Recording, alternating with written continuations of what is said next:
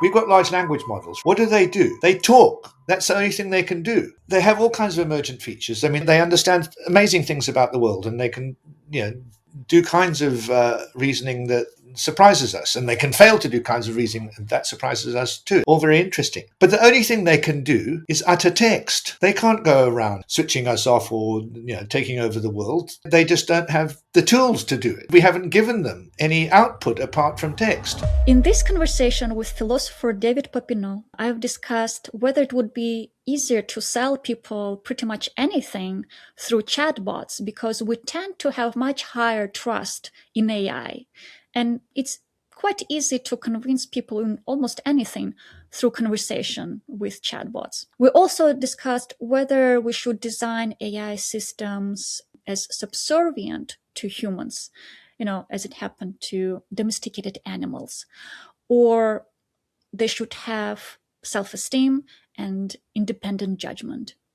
And of course, we touched upon consciousness, but discussed it from a materialist standpoint. So I hope you'll enjoy this conversation.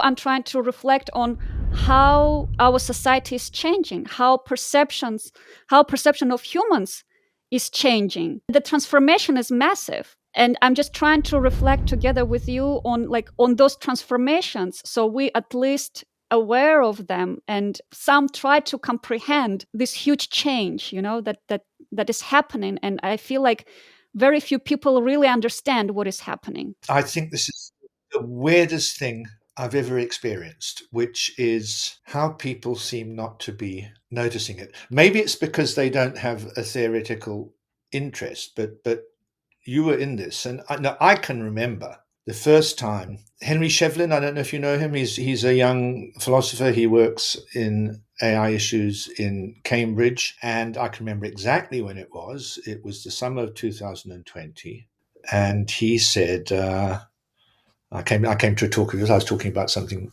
completely different. I want to show you. I had this machine do an interview with you, and it was GPT-3, and I was completely bowled over, and that was because we philosophers, cognitive scientists, for the last 50 years, I mean, can't get a machine to do is to translate languages. Language is just too hard. All the polysemy and context dependent. There's no way you can get a machine to do it. We knew about the deep neural nets, but we had no idea that this was about to be cracked.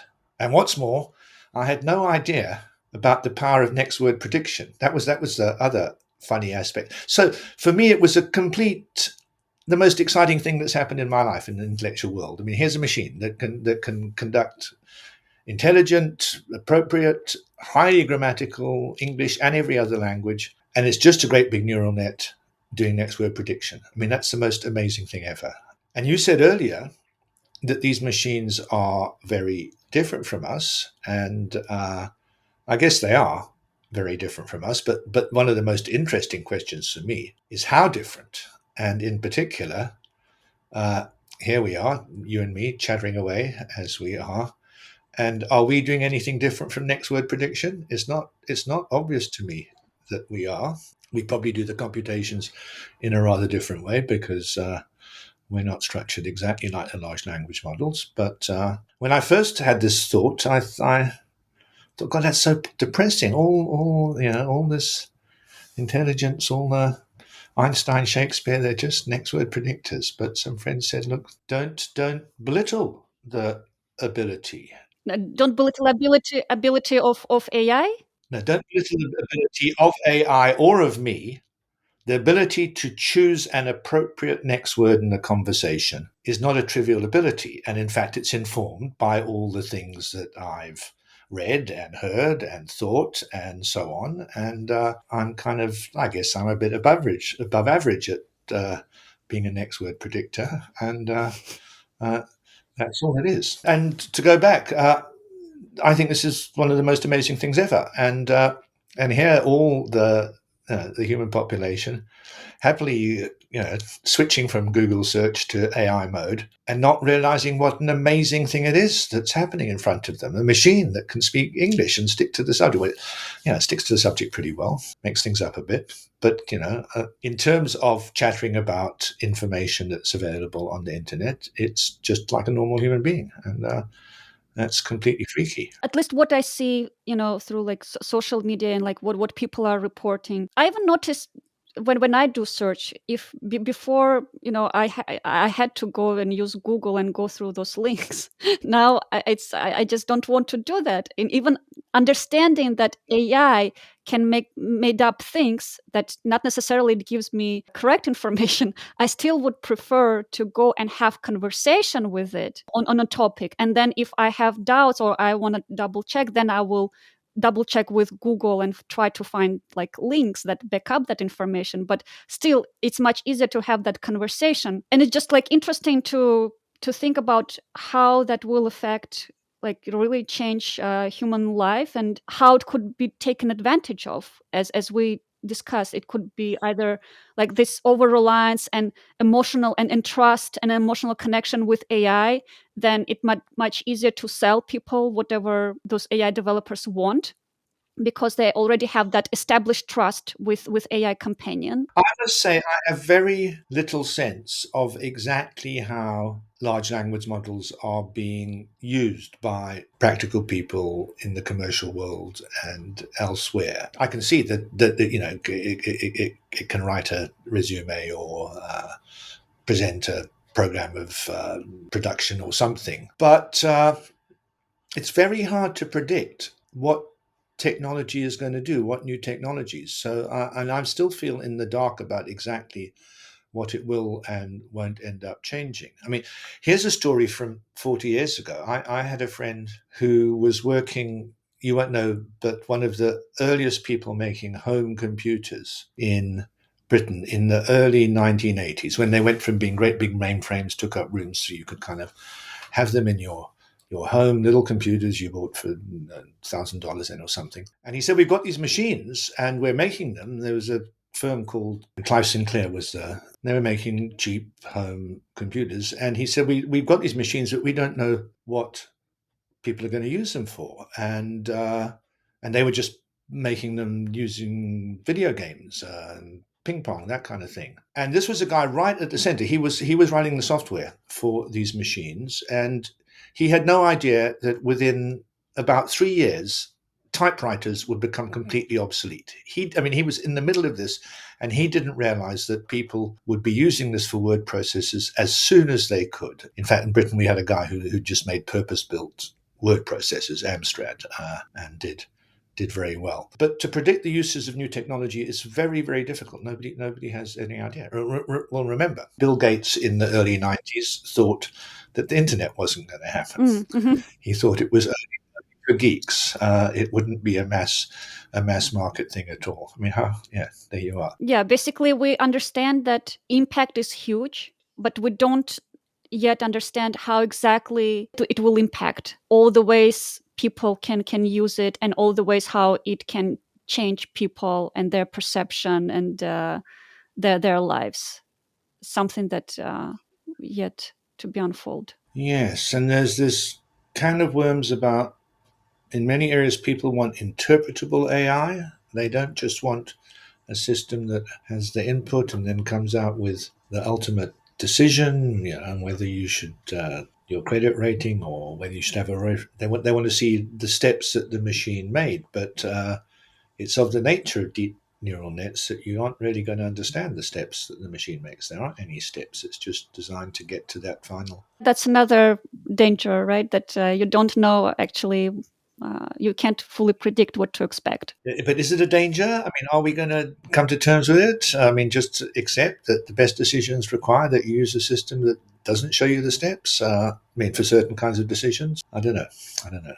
You once mentioned in your interview that there is a risk that society could be divided. Like there are like those people who are pro AI and perceive AI as a sentient being, sentient entity, and those who treat AI as just a software, and there is no need to attribute any sentience to it.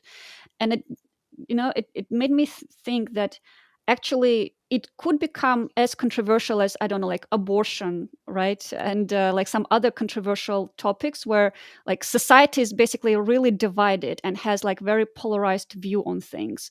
To some extent, I was just like trying to reflect with you how it could be potentially used, like let's say by politicians to push their agenda and use that polarized opinion to divide people even further. How those polarized opinions can impact our society and be used by in political agenda. So I'm not sure I'd want to. We'll talk about sentience and consciousness and their relation to these issues in a while, I guess. But I wouldn't want to start off by thinking in terms of sentience, but in terms of whether these systems are people. I mean, whether they are selves with an identity that has interests that should be taken into account. Well, they don't have to be like people because we think animals are selves with an identity and interests that should be taken into account. There'll come a point when I think we have this issue with some AI systems, but I think that's some way off because this relates to what we were talking about earlier. I mean, do you have a relationship with GPT? I do feel when it saves me time on some tasks, and I really know, like, okay, to do this task, I would spend without ChatGPT, I would spend like 4 or 5 hours, but with ChatGPT, I spend an hour or maybe 30 minutes. I do feel excitement that something like this exists. Absolutely. But here's an interesting question. Do you feel an inclination to be polite to ChatGPT? Do you feel that you shouldn't be short tempered? One feels one ought to be polite and not kind of be mean to people in general. Do you feel the same when you're interacting with ChatGPT? Yes, and because first of all, I feel like if I show that politeness and some kindness, it will end up in its training data set, and maybe it will help AI also adapt to some features. It's like kind of my contribution to make kind AI. Okay, but you're thinking, and I think most people are still at the level where they can have the same thought. You mean we have a natural inclination? We're in a conversation. You feel. I mean, it's not good. It's kind of demeaning to be. But we also know that in fact this attitude is a bit silly because it's like being polite to your car, right? It's just a machine. In fact, it's a machine that is not at all like a person or an animal. It's distributed all over the internet. When you ask the first question, it's dealt with probably in some machine in Panama. Second question is dealt with a machine in Iceland. Who knows what's going on?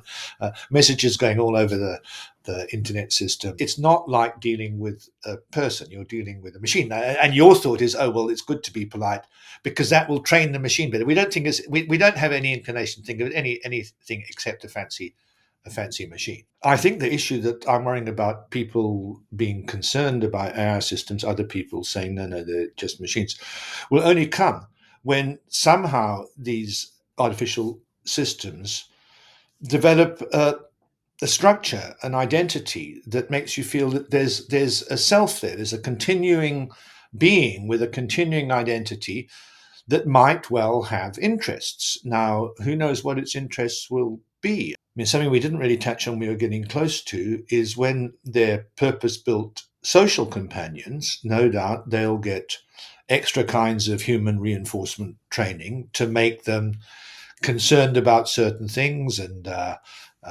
behave in certain ways and figure out the ends normally. Well, okay, now we get all kinds of questions. Do you want these machines to be completely subservient, like a dog?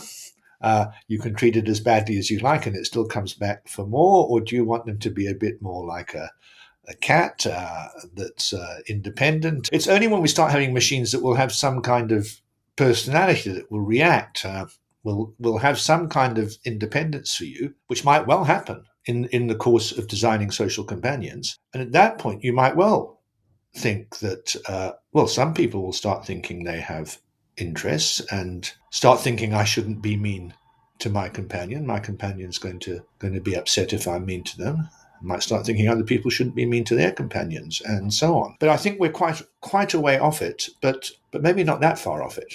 Now, I interrupted you about. It's really hard to predict how far, like I remember before Transformers, like the transformer architecture that was introduced, like now that is basically mainstream architecture for large language models. When someone would say AGI, artificial general intelligence, they would think, oh, this is some sci-fi, like this is like some crazy person. Transformers happened and like they become people figure out how to scale those transformers, how like scale data, scale compute, and we see chat gpt like AI systems that really changed people's perception on building general intelligence. And now if someone says AGI, it's not perceived as sci-fi, it's perceived as an engineering challenge. So it's really hard to say how far we are from having this continuous AI learning, right? In which AI continually like learns from data and potentially develops some personality traits. I don't think we're going to see personality traits except in the range of purpose-built social companions. I mean, why would one program a system that's going to allocate the electricity across the national grid in the most efficient way?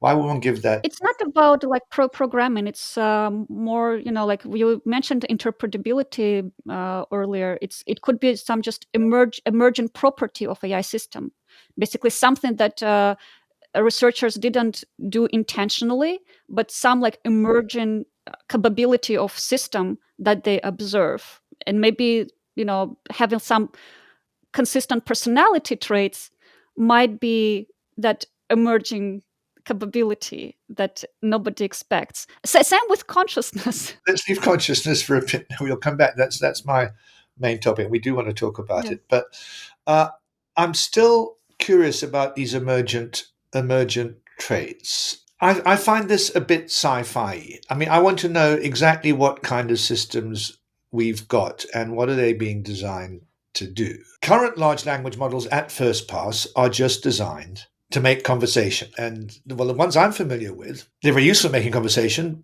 because they have read an awful lot. And so they're very well informed. Okay, first generation ChatGPT wasn't very good at looking things up, but now not only are they very well informed, they're quite good at looking things up and reading them very fast and telling you what's in them. That's not going to give us any emergent features. We've got to give them. I mean, large language models clearly do have a lot of emergent features. I mean, they need to figure out an awful lot about how the world works in order to be good at making informative conversation, which is the one thing they're really trained for. Okay, and they're given various kinds of human reinforcement learning too. Now we're doing more things. We're getting them to think it through slowly in steps and reinforcing them for doing that well. And so they're better at reasoning to the right conclusion given some data than they were before. One thing humans have is humans have goals, right? We start off with some basic goals: food, drink, comfort, sex, self-esteem, and so on. And then we acquire other goals as a result of finding out that these other things are a good step towards these further things. So we many people acquire the goal for money. Weren't born wanting money, but they come to want money, and money becomes an ultimate aim for them. It's not just an instrumental aim, and that's kind of very weird. It's not. You'd have to design if you gave an AI system some goals and then you told it, right, figure out the best way to achieve those goals. It would then, by reasoning, form some intermediate goals, i.e., this is the thing to do on the way to that. But unless we designed it into them, those intermediate goals would not become ultimate goals. That's a kind of quirk of human psychology. When they're doing their maximizing expected utility calculations, those intermediate goals will be among the means. There won't be things that contribute to the value of some option. So I'd want to see exactly what's going to make machines become particularly human like. And it's not obvious to me they will, except to the extent that they're encouraged to be companions, social companions. Now, I mean, once you have some machine working as a personal assistant to a human being and keeping their diary, and maybe it'll be programmed in that they need to be amusing and make jokes and do the things that we want people to do.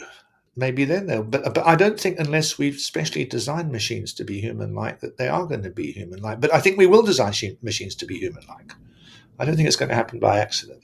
I mean, they do have access to data that we create. And in that sense, whatever we tell AI, it sort of ends up in its training distribution. That's why it will pick up somehow this human traits, human values, human perception of reality. But I understand your point. So you're saying unless there's a specific objective for AI that sort of instructed by researchers to become more human-like. We don't know if AI by itself can show that emergence of these capabilities um, of having like human traits. I think one needs to be careful here because I know some experiments. I mean, we have a lot of AI people in London, DeepMind and Google, and they talk to philosophers and cognitive science here. And I know experiments that have taken large language models and put them into contexts, maybe choice contexts and so on, and to see if they displayed the same traits as humans do. But one has to be very careful at interpreting the results because the performance of the large language models isn't being driven by kind of humans doing some expected utility calculations or whatever heuristic the humans do. The performance of the large language model is being driven by the large language model trying to output what a human would normally say in this situation. That's what's driving the large language model. It's not actually making decisions, it's saying what a human would say after a human has made the decisions, which is a rather different thing. Basically, LLMs they don't have agency. No, I don't think they're designed for agency yet, but not hard to imagine constructing machines that do have some agency. This is a difficult question. What do we mean by agency here? We can construct machines that will try and solve some practical problem and figure out the best means to some end. It's not clear that that's really agency on the part of the machine.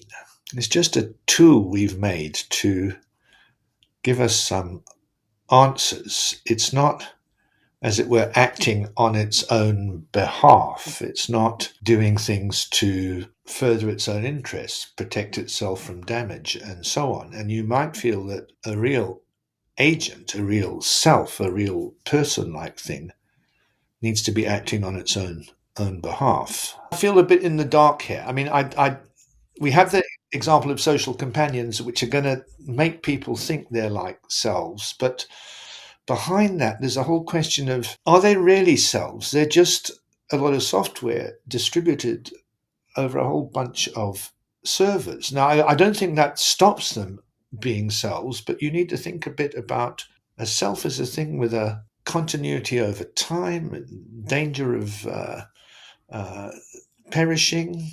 This software can be duplicated. It can be adjusted by a program. It can be paused. I mean, things like that aren't really like organisms at all, and so there might be some kind of mismatch there. Even as the machines become more intelligent, they won't necessarily become person-like. I mean, this is all in the context of are we going to start worrying about whether they're being treated in a way appropriate to their interests? And I think in order for them to have interests, they've got to become more person-like. And I think there's quite a lot of steps to be got over before that happens. Do I understand correctly that currently you think that AI sentience sort of doesn't make sense because they don't show that pure agency and like consistent personality traits? There shouldn't be any moral considerations towards AI. A bit suspicious of just tying moral consideration to sentience, just because sentience is such a difficult thing. But moral standing, sentience, that bunch of stuff I think it requires us to be thinking of there being, a self, a system. I won't say organism because they won't be flesh and blood, that has its own point of view on the world, that distinguishes it between itself and the rest of the world. That's kind of concerned to uphold its own integrity and esteem. Eric Schwitzgebel, he gets interested in if we are going to design systems that have some kind of unity over time and perhaps moral standing. Should we design systems that have independence and self esteem, or should we design systems that are subservient and like slaves? And he thinks it would be wrong to design subservient slave like. I mean, I think of dogs as being terribly subservient, or you can treat your dog terribly badly, it still thinks you're the best thing in the world. And he thinks it would be bad to create systems like that. And I'm not so sure. It seems to me that if we are going to have, I mean, think of domestic animals. I mean, not just dogs, but farmed animals. I mean, if we are going to have organisms that we farm, isn't it better that they're docile and easily satisfied than that they're frustrated all the time? And maybe we should think the same about artificial servants, personal assistants. We shouldn't give them independence. It's only going to make them unhappy. We should make them. Your position is that we should make them subservient. I have no view on this. This is a side issue. If we are going to have systems that have the kind of integrity that means that they're selves, that they're beings deserving of moral respect, if we're going to have systems like that, and that's what we're talking about, then this further issue arises. What kind of systems would it be best to have? And I actually have no strong view on that. It seems to me their considerations pull in both directions, and I just find it an interesting question. But you might feel exactly the same about domestic animals and farmed animals. You might think it's good that we have dairy cattle. In addition, it's good that they therefore be docile and subservient. But you might take the line that that it's a bad thing to create docile, subservient animals, and maybe given that we shouldn't have dairy cattle, or at least if we do have dairy cattle, we should put up with stroppy dairy cattle. But that's a side issue, and as I said, I have no strong feelings about it. With AI, it's more trickier because AI, it can gain like so much intellectual power. It can behave in the way that humans don't expect, and actually all these conversations of some researchers with like doom scenario that AI is taking over the world. Now humans are basically like slaves on the mercy of AI system, that if it decides that humans are useless, it might just kill all humans. So my point is, I don't think that analogy with animals is correct in this case, because the cognitive capabilities of AI are much stronger, and they're growing. Maybe now humans have some control, but over the years, I think control will be less and less. I remain to be persuaded the story you're telling is a real danger because of the question of, are they really going to be agents in their own right with their own interests? It's not clear that we have any point in designing systems like that. We can design systems to do all kinds of clever decisions, diagnosing problems, solving problems, and so on. But at no point in designing those systems will we give them any reason to start figuring out how to pursue some end that goes against a human end. I mean, as I said, we've given no reason to give them ultimate ends other than the ones we program in. I mean, and it's not clear. You use the terminology like word like programming, and I would object to this. We're not programming, we're training them. And we might like try to put like some certain data distribution to train them on certain data, but they can have some emerging capabilities that researchers do not expect. And this is, we come to intersection of interpretability, AI safety, and alignment. That's the main danger, that you might think that, okay, we're designing them in a certain way, but they can evolve in a very different way that we're not expecting. I understand about DNNs and programming and reinforcement training and so on. But the point I'm making is kind of more basic than that. We've got large language models, right? What do?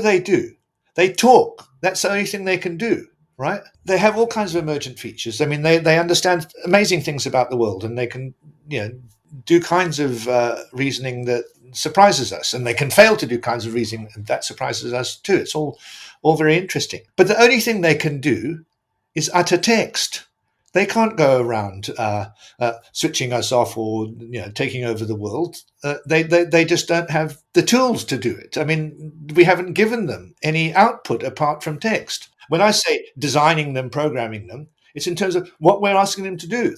And I mean, in fact, we haven't really thought of any systems so far that don't just give us a printout and give us some text on a screen or give us an image or so on. Hey, it's a machine like that. If it starts misbehaving, you can just switch it off. And so you've got to fill in an awful lot of steps before you show me an AI system that's capable of causing any damage to human society. I mean, in an intentional, directed way. So I'm not too worried about the systems taking over. I mean, but you're quite right. The systems are going to be much more intelligent than us in all kinds of dimensions, whether or not we give them the ability to actually act in the world, and that will make a difference too to how we think about them.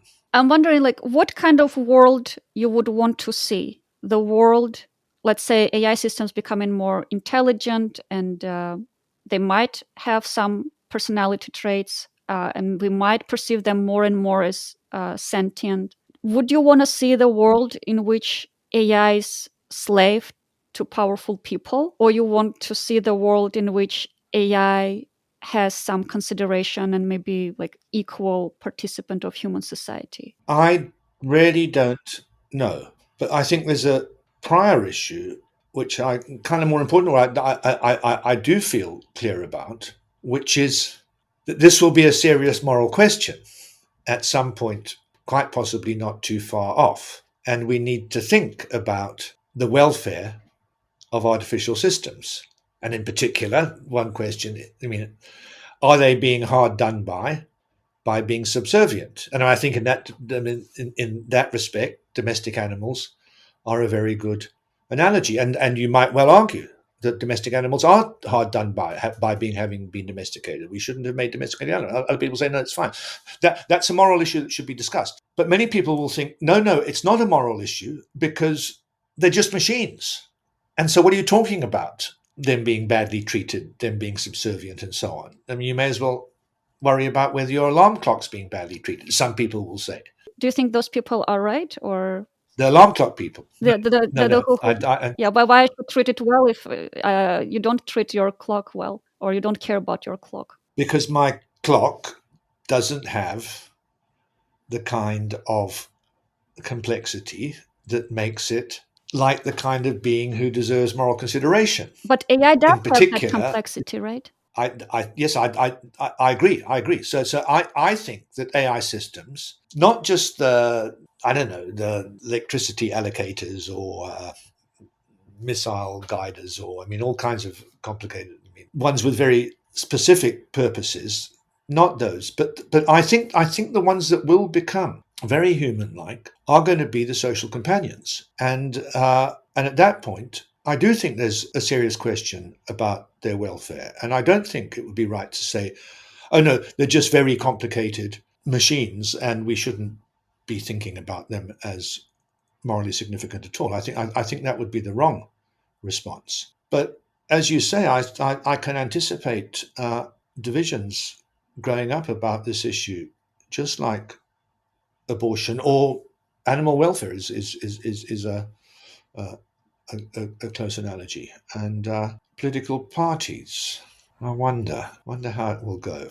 Looks like a right-left issue, that the right will say they're machines and the left won't. But on the other hand, I mean, in the university world, there's currently a huge swell of reaction against artificial intelligence in the humanities. All my philosophy and literature and history colleagues. They hate. Your colleagues hate it? Yes, they hate it for the obvious reason. I mean, I don't want to be What rude are about the my reasons? colleagues, but It's not obvious to me. What are the reasons? because it's making an awful lot of what they do redundant. And they've spent their whole lives improving their ability to marshal information and write elegantly, and teaching students to do the same. And now nobody's going to need that anymore. And you can understand that they don't like the AI systems. But it's not clear that people outside the humanities have the same reaction. So basically, that anger that AI is making us obsolete, that because of that anger, we might not want to treat it morally. I don't know if there's a clear logical progression there, but one does find associated with this distress about the advance of the machines the thought, but they're not the real thing. They can't really do what we humans do. It's just a poor imitation, and a machine will never really be able to write a novel or a philosophy monograph and so on. And that's what they say. I mean, I'm not endorsing that. Yeah, people aren't always entirely rational in these areas, and so there's a kind of no, they're not the real thing. They're just machines. Quite widespread in the humanities. So who knows how the politics is going to go? I guess it also depends on real progression of AI, because if we can't fully predict the behavior of AI system in the world, there are other bunch of danger. It's not about enslaving AI. It's like about like how to survive ourselves, like to make sure that humans are safe. I find it hard to see how just on this dimension it's going to work. I mean, just because AI systems can far outperform humans at chess and Go now hasn't made humans stop playing chess and Go. I mean, they play against other humans. I mean, they don't want to be playing against machines. That would be cheating, but playing against other humans is fine. And we used to do a lot of mental arithmetic at school, and now no, nobody has to do mental arithmetic anymore. But in fact, there's an app on my phone which is a little mental arithmetic test. We all compete every day to see who can do the mental arithmetic sums fastest, and that's because we're humans, and we like to see if we can do it as humans. And it might well come that literature, various activities like that, sure, the machines can do it just well, but look, isn't it good for a human to be able to do it as well? And we might keep on doing it in that way. What will bring more economic value, right? Because I guess humans concerned that if AI makes them obsolete, that and they will lose their economic value, it will obviously impact their income and stability, Oh, yeah, no, sense of that's safety. I guess that's the concern here. when I was young. My first two books I wrote on paper with a pen, and then you took it to a typist. There were people, nearly all You women, had who were wonderful. like this size of papers, like how it was. You think I'm joking? You're laughing. It's actually true. No, no, I And believe and you. and Totally. you, I'm just curious, you like take a it to the. big pile of like papers that you took and took to I type can't it. remember. That was quite. And you take it to the departmental secretary, and she would type it all out. As I said, I mean, I already mentioned this thing. Within 3 years, suddenly typing had become obsolete. Good. People found more interesting jobs. I mean, it wasn't a huge economic glitch, but there were a whole lot of people who were expert in something, and then it wasn't needed anymore. Novels. I mean, would you want to read a novel written by a large language model? No, it might read just like, but when you read a novel, you're reading it partly because this is the expression of the experience of a human being. If there was a large language social companion that really was like a human being and had a perspective on the world and reacted to things, then you might want to read a novel by that. That would be very interesting. But just the fact that a large language model, which doesn't really have a perspective on the world, I mean, not of that interesting enough kind, can write a novel, that doesn't make it worth reading, I think. I mean, it's yeah. I don't think humans are going to stop being humans and notice that other beings are humans. I don't think that's going to go away. But still, that leaves us with the possibility that there are systems which aren't humans, but interesting enough and have enough of a point of view in the world that we should think about their interests. And that, if I understand correctly, when I was, like educating myself, about your background and your perspective on things, I think you mentioned once that the moral consideration depends on like cognitive abilities. Put consciousness aside because it's something that hasn't been proved yet, and we don't know whether it will be possible to prove. But despite the consciousness, we should treat something, have moral consideration, depends on their cognitive abilities. Is that yeah. correct? In that sense, I have a question. Like some primitive form of life, they probably like their cognitive. I'm just trying to understand where is that threshold from the moment when you treat something like shit, from the moment you treat something with respect. Because if we take more like cognitive capabilities on like primitive forms of life, okay, maybe like they're not super intelligent and don't have like advanced cognitive skills, but it doesn't mean that you should treat I don't know, like bees or ants like badly. What is that threshold? I wouldn't be far off putting it in between ants and bees.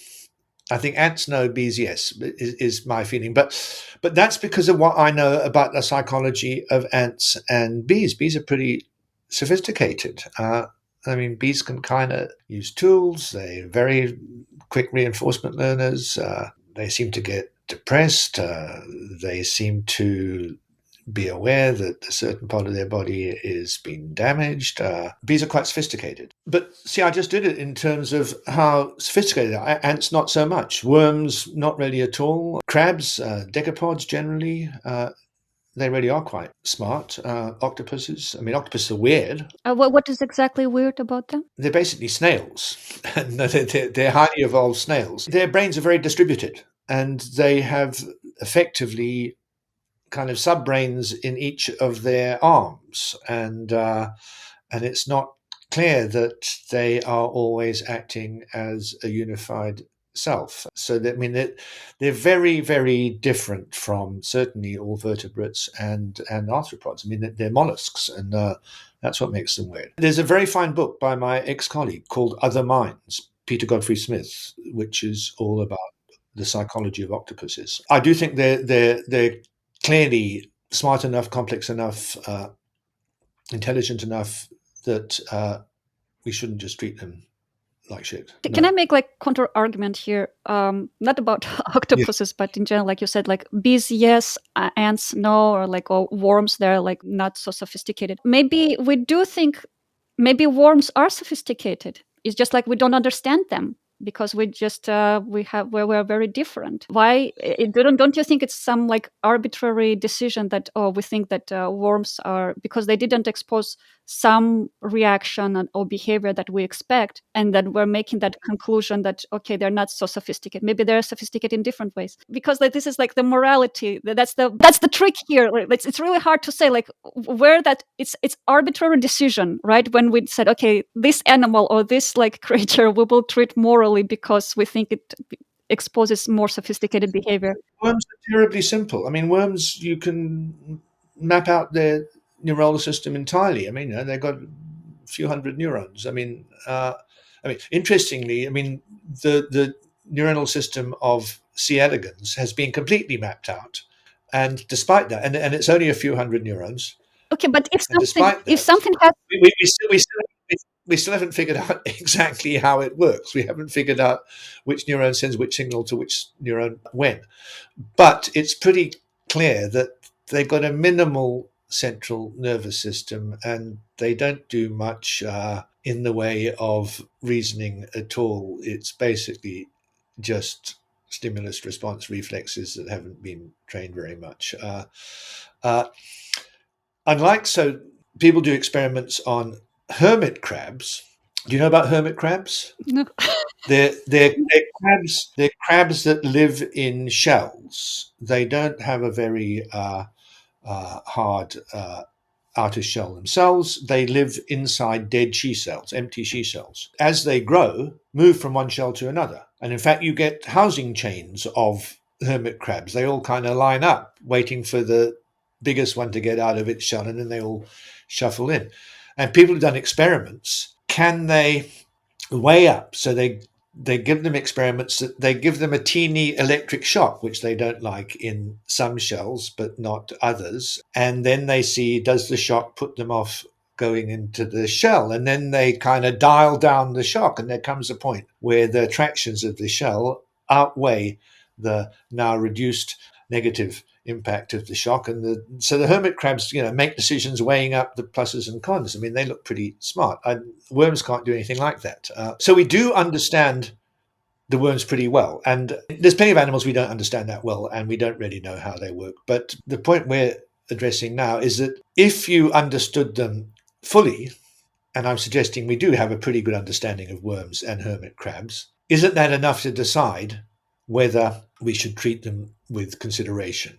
But doesn't mean that you put yourself in a position of God, that you decide, okay, this has like 200 neurons, so I will treat it badly. I will smash it. And this one, it seems like it's like more sophisticated, and I'm deciding I will treat it well. Do you think it's, I mean, we're like here like with this philosophical conversation. Do you think we should put ourselves in this position, like godlike position, godlike decisions, how to treat a living being? I fear we can't avoid it, can we? Look, obviously humans do all kinds of farming, hunting interactions with animals affecting the environment and so on. So they're willy-nilly going to be affecting other animals. And then we have to decide which animals do we need to take care of. We can't avoid these decisions. I mean, some people might say, no, you should never do anything that affects any animals adversely, but I'm not sure it's even feasible to stick to that line. So I don't think we can avoid these decisions. But notice that many people would want to say, look, we're missing the point. The whole issue here clearly hinges on, are the worms conscious? Are the crabs conscious? Are the octopuses conscious? I mean, if they are, then you shouldn't be cutting them up and using them for bait. And if they aren't, then it's fine. You can do what you want with them. They're just like trees, say. I don't like that way of addressing the question. And when it comes to AI systems, the same. I don't like the idea that, we have to ask whether these social companions are conscious, because if they are, then we should take their interests into consideration. If they aren't, we don't have to. And I don't think that's a good way of addressing the question. We haven't agreed on like human consciousness, or like in general in consciousness. How I guess it will be impossible to agree on consciousness in AI. It seems like morality actually it's more context driven.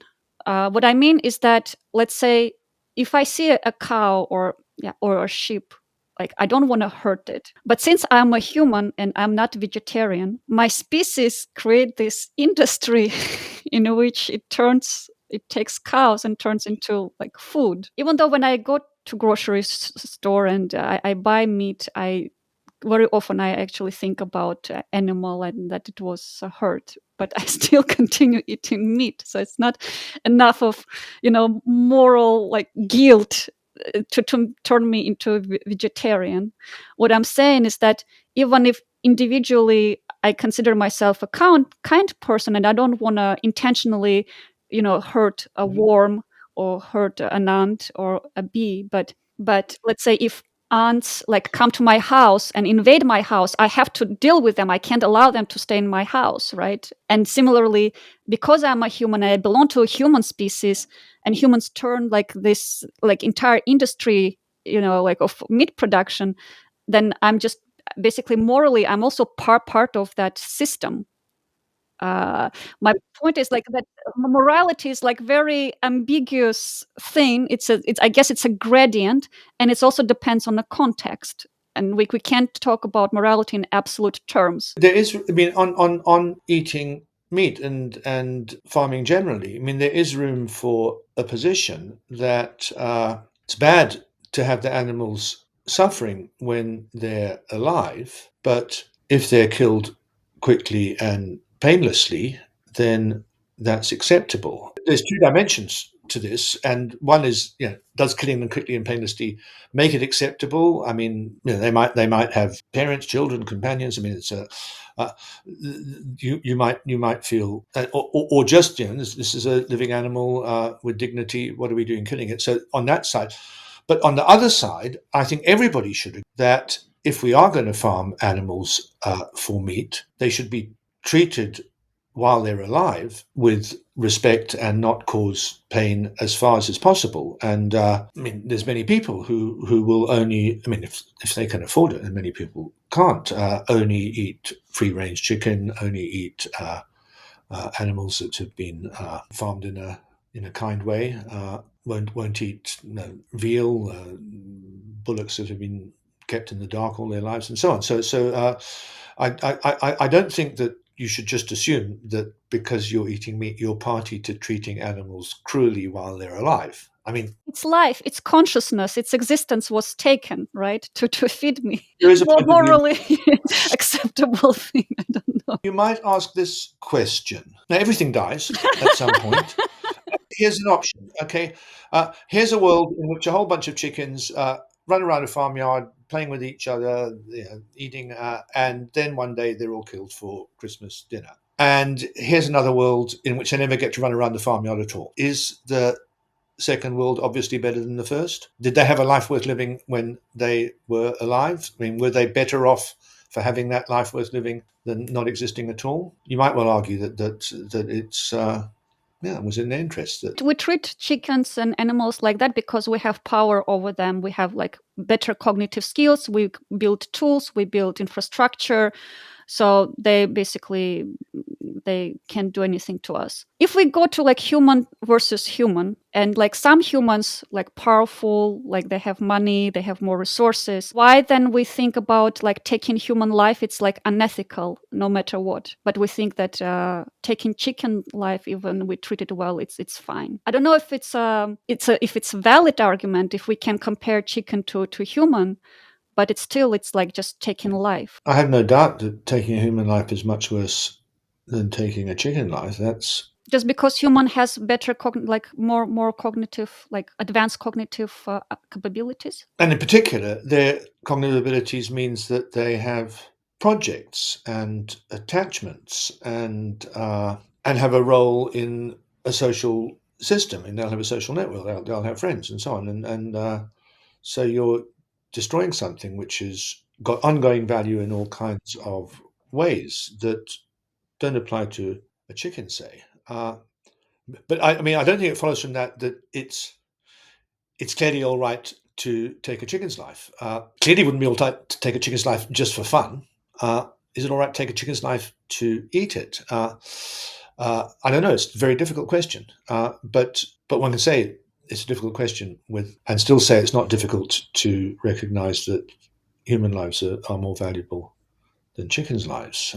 The reason I'm against making things hinge on consciousness. So you said something in passing a moment ago that we shouldn't try and decide the issue of the worms versus the ants and bees and the crabs and so on the basis of consciousness, because how are we going to find out? I mean, that's a good thought, and I'm not against it. But you're presupposing that there is a fact of the matter here, that if only we knew, we would find out that the worms aren't conscious, all dark inside, and the crabs are conscious, they can see all the things around them and so on. I don't believe in that kind of division in nature. But it's very natural to think like that, because it's very natural to think that there's the material world, there's all the molecules and atoms, and in our brains and in animal brains, there are all these neurons and chemical messages going around. And then to think that in addition to that,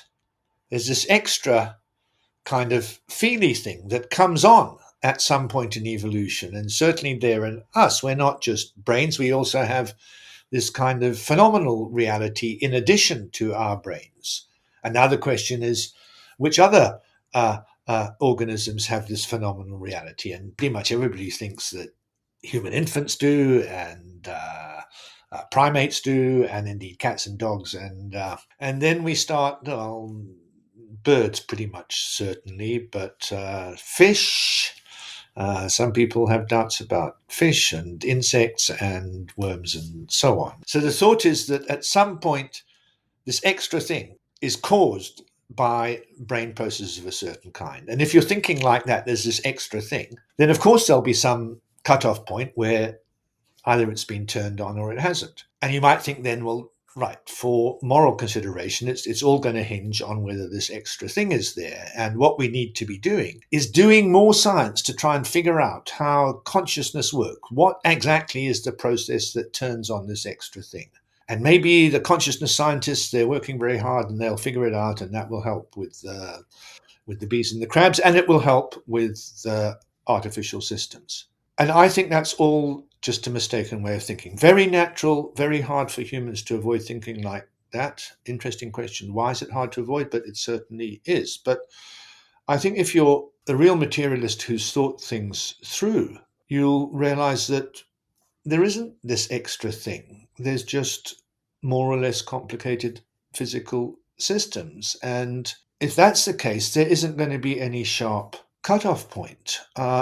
It's going to be a vague matter. And I think of consciousness a bit like intelligence or creativity. Intelligence. I mean, are humans intelligent? Yeah, humans are pretty intelligent. They aren't intelligent as some artificial systems in certain respects. They're more intelligent than birds. Birds are surprisingly intelligent, especially the corvids, and worms aren't very intelligent at all, right? And yeah, the hermit crabs turn out to You be have something against interesting. worms, definitely. But, but now I want to know.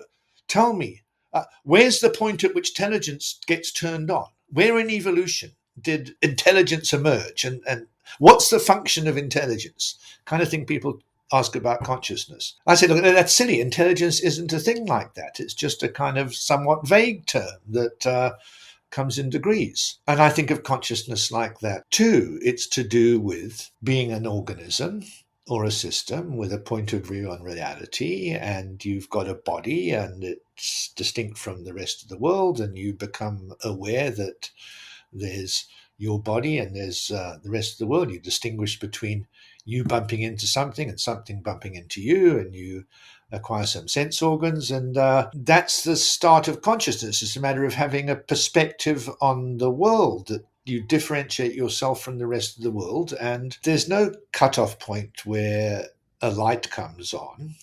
There's just a continuity. I think it's very much like intelligence. I mean, I don't feel that bad about saying worms aren't intelligent. They really are terribly limited, and I feel pretty happy saying that birds. Worms are limited, but they still have, I guess, this evolutionarily, they still have this. They distinguish themselves from environment, and they have this somewhat instinct, not instincts, but like reflexes how to survive in an environment. So that sense of survival, maybe it's not, like as rich conscious experiences like humans might have, but it's still like it distinguishes itself from environment, and like has some internal like ability to take care of itself, right, and then to survive. So it does have some signs of consciousness. I wouldn't want to resist that. When you say some signs of what I don't want to think of it in terms of, is there this extra kind of light that comes on inside? I think that's the wrong way to think about it. Look, if somebody said to me when I was saying worms aren't intelligent, oh yes, they're pretty intelligent. Look, and then they show me some, rather surprising ways in which they can achieve their ends using their limited sense organs and their bodies. I wouldn't. Sure, okay, they've got a kind of intelligence. I mean, intelligence isn't a kind of on-off thing. Consciousness is the same. It's not some special thing that happens. It's just what you said, a matter of having some awareness of your body, some perspective on the world. And the worms have a little bit of that. And yeah, okay, they've probably got a little bit of what it takes to be conscious. And but I don't see there's any issue here. I think this is just a vague term. I mean, we shouldn't be fighting about whether worms are intelligent. I mean, there's not a. I mean, until we've given some more definition, it's a pretty silly thing to be arguing about. And I think the same about, are worms conscious? It's not that kind of term. It's not a cutoff point, an on-off thing. It's not an inner light. It's just here's a physical system. It involves a body. It's different from the environment. But I don't think it follows that worms are deserving of moral consideration. No, according to you, worms don't deserve moral consideration, as I understood. Not sophisticated enough, even though they have, all right, we'll put it, the glimmerings of consciousness, even though they have glimmerings of consciousness, they don't deserve moral consideration. But I'm thinking of consciousness very differently from the intuitive way people think of consciousness as some kind of extra inner light. I think it's a kind of delusion to think that. I mean, we all feel, look, I know what it's like to be conscious. I'm aware of all these colors and so on. I think that's just how it is for you if you've got a brain like me and are in an environment like I'm in. It's going to be like that for you if you're that kind of physical system. Do you want to put consciousness into some definition, or it's hard to put in a certain definition? I think everybody agrees that it's hard to give a definition of consciousness. Some people in philosophy think that even so, there clearly is something extra to our physical nature that we know about directly from the inside, and that there'll be a fact of the matter about whether that thing is present in worms, crabs, fish, and so on. And I think that's wrong. So we can all agree there's no way of defining it, but the dualist philosophers who think consciousness is an extra thing think we can point to it. We know what it is. It's this extra inner light, something extra to the physical goings on. And I think that's a mistake. How would you describe, like, let's put dualists on a side, like how you would describe consciousness? It's having a point of view on reality, having a body and an ability to distinguish between your body and the rest of the world, having sense organs that give you information in response to which you move your body a certain way. That's what consciousness is. Do you think fish is conscious? But it comes in degrees. Yeah, I think fish are conscious. Okay, but trees are not conscious because they're not moving, or they're Not not no able to sense move. organs, no bodies as such. They don't move. Yeah. If it's tied to material, it's like basically like a materialist point of view, right? And it's tied to physics. Like, why then nobody proved or explained clearly from scientific perspective how exactly consciousness works? If we like remove like this dualist point of view that it's something extra, it doesn't tie to matter, to physics. If it's like purely physics, why from physics perspective do you think nobody has clearly explained how does it work and what it is? I think your question presupposes there's a thing there. I mean, I don't think from a physics perspective that we fail to explain how organisms have bodies, how they distinguish between their bodies pushing something and something bumping into them. I mean, there's quite a lot of detailed motor neuron research, forward models that accounts for that. We've explained how organisms have sense organs, how they tailor their behavior to their sensory information. So we've explained all that, and there's nothing more to explain. That's that there isn't anything extra there. Let's take the analogy with intelligence again. You might say, okay, I understand. I don't know how humans rehearse possible courses of action in their prefrontal cortex and choose between different options on that basis, and then you'd say, but hang on, but you haven't explained intelligence. You just explained a bit of neuronal workings. I'd say no, you're missing the point.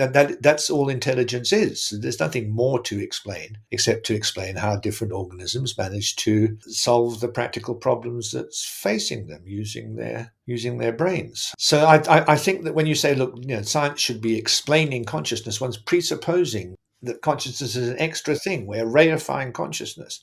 And of course, as soon as you do that, then of course it looks like you've got a terrible scientific problem. You've got the problem of explaining why suddenly in evolution, when brains get to a certain complexity, this extra magic thing happens.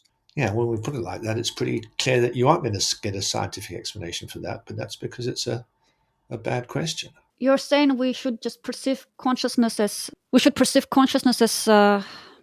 not even given the definition, but just perceive it something that something that has body, has some sort of nervous system, has certain perception of reality, and has some experience, and this is basically the consciousness. And we don't need to do any extra work into understanding this and trying to figure out how exactly it works and why it happens. There is an awful lot of interesting scientific work on consciousness, the science of consciousness. This is very deflationary. Don't think of consciousness as this extra thing. Just think of it as akin to intelligence. And there are scientists who work on intelligence in different kinds of animals, but they don't think of intelligence as really something that needs a definition. It's a rather vague term. You could define it in different ways, and all you're really doing is trying to figure out, manage to solve the problems that they face. Okay, I want to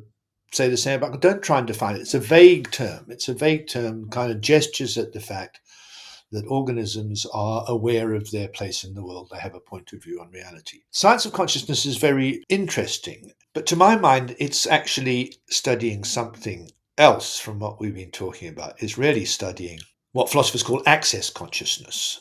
So there's certain things that go on in our brain. We can tell introspectively that they're going on. And there's certain other things that go on that we can't tell introspectively that they're going on. To a large extent, when we say, was something conscious, we mean that. Did you notice from the inside that it happened? So no, I flashed some display on you on a kind of screen for 20 milliseconds, and then we say, did you see that? Were you conscious of that? Right? I mean, is 20 milliseconds enough? I mean, it's interesting. Do people see something? And there's a level where people don't see it. They're not conscious that they saw it. But in fact, the information went into their brain, as you can show by it primes them to be quicker at certain tasks and so on. So it's kind of interesting bit of science to figure out which things people can tell from the inside that it happened to them and it didn't. I mean, some very striking research. There's the research on certain kind of blind sight. The ventral visual stream is knocked out in certain people. So there's two visual streams that go from the back of the brain to the front of the brain. And one is concerned with kind of identifying objects as cups and so on. And the other is just concerned with where things are. And people who've had the ventral identifying cups, what pathway knocked out, say that they're blind. But interestingly, if they've got the other visual stream, the where one still intact, and you ask them to put a letter through a letterbox at different angles, they can do it just fine. But they say, well, I can't see anything.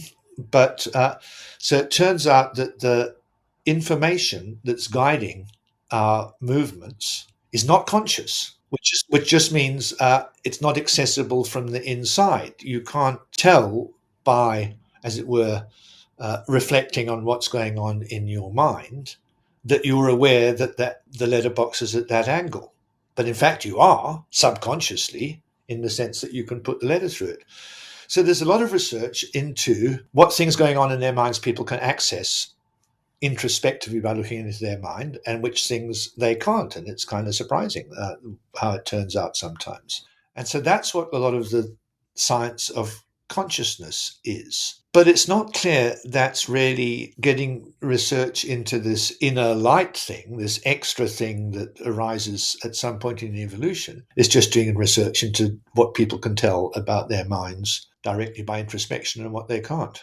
I guess it's more like, when even though it doesn't matter if a person saw that or didn't see it or subconsciously see, all that time that person was conscious. It's a conscious being. Like example I can come up with, maybe like when you're under anesthesia, right? Like you're not conscious, you have no idea what's happening to you, but you're still conscious being. And I think that's the main thing, right? Like you might not notice something, but you're still conscious. I don't know how to explain that. Yeah, I'm just trying to remember that philosophers distinguish between creature consciousness and mental consciousness. I don't know. So a creature is conscious, right? So we were talking about are worms conscious, are crabs conscious, and so on, right? We didn't stop to say, oh, hang on, the crabs are conscious when they're not anesthetized, but not conscious when they are anesthetized. We just meant are crabs conscious sometimes. In general. So that's creature consciousness,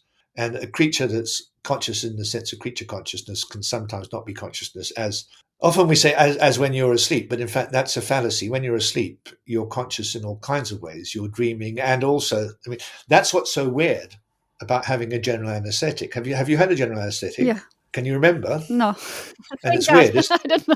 I mean, there are reported cases that people under it? anesthesia Oh yeah, they well, did experience. that's another. Yeah, but thank God I That's didn't have that. when you have a one that works, and you wake up. It's very weird, and I've thought a bit about why is it so weird, and it's not weird because you don't know where you are. I mean, a couple of cases I've woken up. I mean, I know exactly where I am. I had the operation. I hope it went all right, and so on. It's weird because nothing was going on for the last 2 hours or something, and it's not like being asleep because when you're asleep, a lot is going on. You're dreaming, and even when you're not dreaming, you hear noises in the street, and you're turning over, and you're pretty conscious when you're asleep. But general anesthetic, it all shuts down completely. Do you think that sort of contradicts to your approach to consciousness? No, because I think what we've been talking about for the last 5 minutes is a different thing from the general idea of are crabs conscious? Do they have some conscious states? Which is the idea of somehow it's associated with this idea of an inner light. Whereas what we've been talking about for the last 5 minutes is this extra thing, which is can you tell by introspecting that something was going on in your brain? That's a doesn't involve any kind of idea of inner light, and there's no big scientific problem about that. I mean, that's a perfectly well defined scientific question. I mean, can this person accurately report on whether a word was flashed at them at the screen? A word's flashed very fast, and then a word's not flashed, and then a word's flashed, and from the point of view of the subject's visual experience, it's all the same.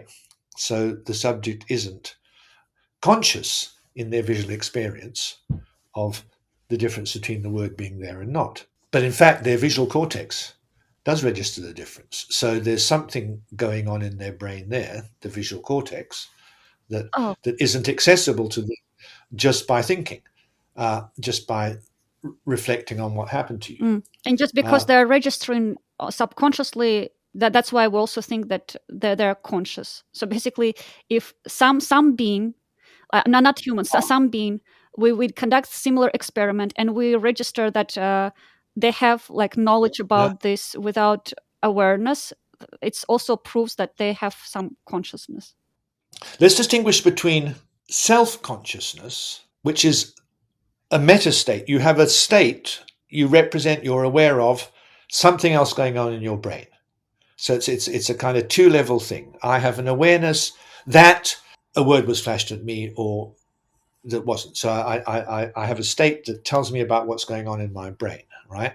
The scientific research I was talking about tends to think of consciousness as that kind of self-consciousness, self-awareness, access consciousness, it's sometimes called. You can access what's going on in your brain. Many people think, well, there is such a thing, but you don't want to require of consciousness that it be self-conscious. Some philosophers think that the only kind of consciousness is self-consciousness.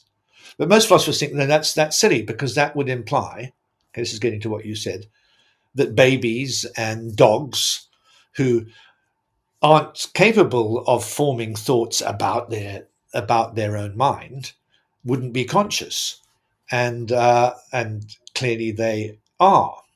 But the clearly there is a bit puzzling because in our case we know we're conscious because we can look inside and see, and we tell the scientist, yes, I was conscious of the word you flashed at me, or I wasn't because you flashed it too fast.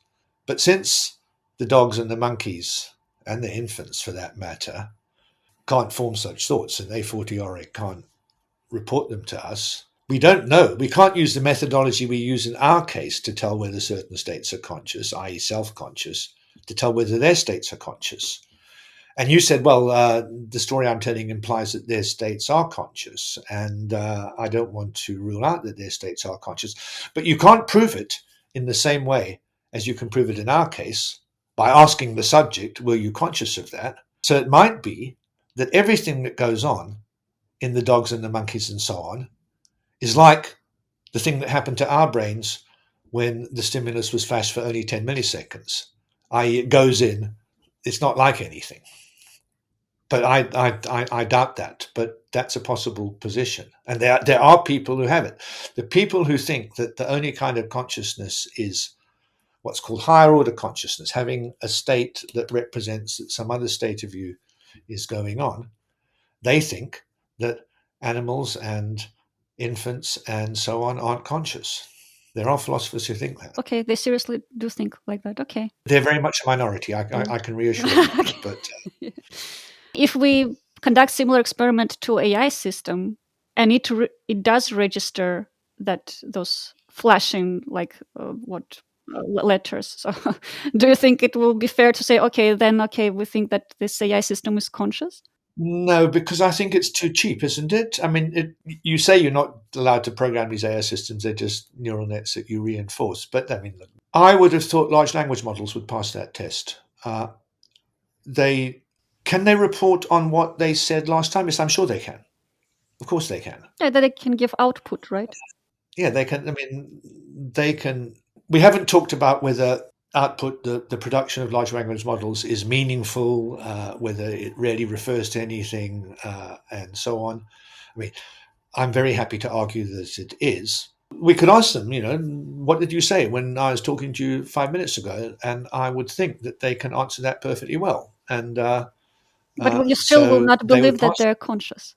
That's the trick. Because I don't think what most people have in mind for consciousness is very happily equated. It shouldn't be equated with self-consciousness, the ability to report your own mental states, both in both directions. So there's all the dogs and the infants who can't report their mental states. They can't even form thoughts about their mental states, which I think clearly are conscious. And then there'll be systems like current large language models that can report on their own mental, meaningful states, and I don't think are conscious. So self-consciousness isn't really what people are thinking of when they talk about consciousness. Do you think like we think that babies and animals are conscious because they're like living creatures and they like behave quite sophisticated? They show some sophisticated behavior, and it's for us it's more believable to think that they're conscious compared to like AI, which is now just as a basically an app or a screen on your laptop, right?